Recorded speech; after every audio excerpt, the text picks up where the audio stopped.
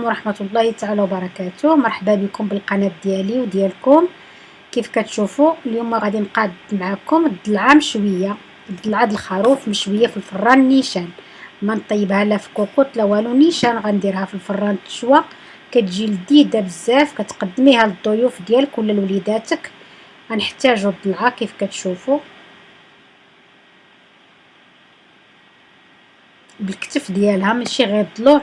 غنحتاجو السمن، معلقه صغيره د السمن، شويه ديال زغيبه الزعفران الحر، الملحه بطبيعه الحال، وقزبر مدقوق الحبوب.